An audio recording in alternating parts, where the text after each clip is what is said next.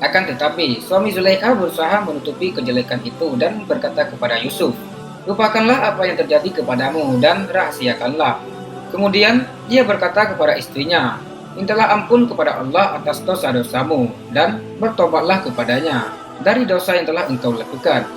Sesungguhnya engkau termasuk orang-orang yang berdosa dalam perbuatan ini."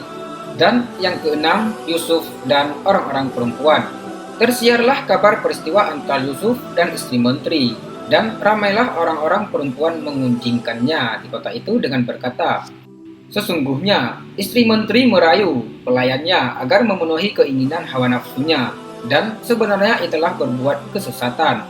Istri menteri mendengar pergunjingan orang-orang perempuan dan kejelekan omongan mereka itu. Maka pada suatu hari ia ingin menunjukkan Yusuf kepada mereka, supaya mereka tahu sampai di mana pengaruh ketampanan Yusuf yang hampir menjerumuskannya itu. Diundangnya orang-orang perempuan untuk menghadiri jamuan makan, dan pada waktu itu juga menghadirkan Yusuf. Ketika Yusuf datang, tercenganglah perempuan-perempuan itu melihat rupa Yusuf yang sangat tampan, hingga tanpa terasa mereka mengiris tangan mereka sendiri dengan pisau yang akan digunakan untuk mengupas buah-buahan. Mereka pun menganggap Yusuf bukanlah orang biasa dengan berkata, "Bukanlah ini seorang manusia, melainkan ia seorang malaikat yang mulia dengan ketampanan rupanya dan kesempurnaan sifat-sifatnya."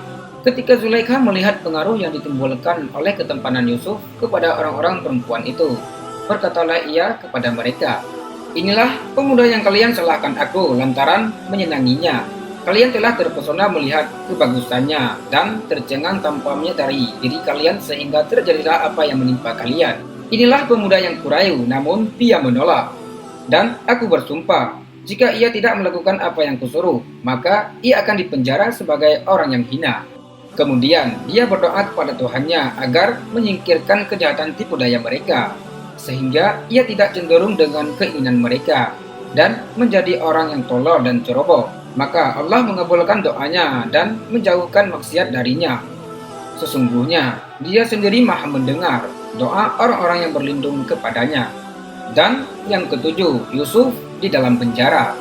Tatkala berita mengenai Yusuf dengan istri menteri tersiar luas di seluruh kota, para pejabat dan keluarganya berpendapat supaya mereka terlepas dari kecemaran. Lebih baik Yusuf dimasukkan dalam penjara dengan tuduhan tersebut, kendati mereka tahu bahwa ia lebih bersih dan tidak bersalah. Keadaan Yusuf ketika masuk penjara merupakan antara suka dan duka. Ia berduka karena dimasukkan ke dalam penjara sebagai orang yang teraniaya, dan bersuka karena ia berhasil keluar dari rumah tuannya pendosa kerajaan dan menjauhi tipu daya dan fitnah. Akan tetapi, ternyata penjara itu membawa kebaikan baginya. Secara kebetulan, di dalam penjara itu terdapat dua orang pelayan raja. Yang pertama, kepala pembuat minuman, Nabu, dan yang kedua, kepala tukang roti, Malhab, dengan tuduhan bersengkongkol terhadap raja. Setelah lewat satu malam, masing-masing dari kedua itu bermimpi dan menceritakan mimpinya kepada Yusuf. Yang pertama berkata, "Aku melihat dalam tidur bahwa aku memeras anggur untuk membuat arak." Dan yang kedua berkata, "Aku bermimpi bahwa aku memikul roti di atas kepalaku yang dimakan oleh burung." Kedua pemuda itu meminta Yusuf agar menafsirkan mimpinya, karena mereka mengetahui kepandaian Yusuf menafsirkan mimpi dan ketakwaan serta kebaikan yang dimilikinya. Yusuf berkata kepada mereka bahwa menegaskan kenikmatan menafsirkan mimpi yang dikhususkan Allah kepadanya dan mengetahui kenikmatan lain, yaitu pengetahuan akan hal-hal yang gaib dengan wahyu Allah yang diturunkan kepadanya. Misalnya, ia dapat memberitahu kepada mereka tentang macam makanan yang akan dibawa ke dalam penjara untuk makanan mereka. Kenikmatan-kenikmatan ini dikhususkan Allah padanya, karena ia ikhlas dalam beribadah kepadanya, menolak untuk mempersekutukannya, menjauhi agama orang-orang yang tidak beriman kepada adanya Allah dan mengingkari hari kemudian. Di dalam penjara, Yusuf tidak lupa menasihati mereka dan mengajak orang-orang tahanan supaya menyembah Allah semata-mata, sesuai dengan ajakan bapak-bapaknya Ibrahim, Ishak, dan Yakub, dan jangan menyembah selain Allah. Dan yang kedelapan, Yusuf menafsirkan mimpi kedua temannya. Ketika Yusuf selesai menasihati kedua temannya, mulailah ia menjawab pertanyaan tafsir mimpi mereka. Maka Yusuf berkata, "Adapun engkau kepala tukang pembuat minuman, Maka bergembiralah, karena engkau akan dibebaskan lantaran tidak terlibat persekongkolan melawan raja. Adapun engkau kepala tukang roti, maafkan aku bila tafsiranku kurang berkenan di hatimu, bahwa engkau akan dihukum mati dengan disalib, dan burung-burung akan memakanmu dari bagian kepala, karena engkau terlibat dalam persekongkolan melawan raja.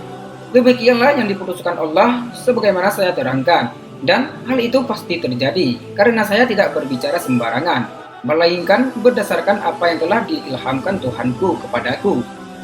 Dalam penafsiran mimpi kalian berdua, ketika kepala pembuat minuman hampir keluar dari penjara, Yusuf berpesan agar ia menceritakan kisahnya kepada raja mengenai keadaan Yusuf yang sebenarnya sebagai orang yang teraniaya. Karena terlalu gembiranya, kepala tukang pembuat minuman itu melalaikan pesan Yusuf, sehingga mengakibatkan Yusuf tinggal di situ beberapa tahun lagi. Quran Surat Yusuf ayat 41-42. Dan yang kesembilan, mimpi raja. Meski beberapa tahun Yusuf tinggal di penjara, Allah mentakdirkan ia keluar dari situ dengan ganti memperoleh kedudukan yang tinggi. Pada suatu hari, raja bermimpi yang menimbulkan ia gelisah dan ketakutan. Maka ia pun mengumpulkan dukun-dukun dan orang-orang pandai. Kemudian berkata kepada mereka, "Sesungguhnya aku telah bermimpi melihat 7 ekor sapi yang gemuk dimakan 7 ekor sapi yang kurus. Aku bermimpi pula melihat 7 batang gandum hijau dan 7 batang gandum yang kering. Maka terangkanlah takwil dari mimpi itu jika kalian mampu menafsirkannya." Orang-orang itu terkejut tentang mimpi-mimpi raja dan bingung.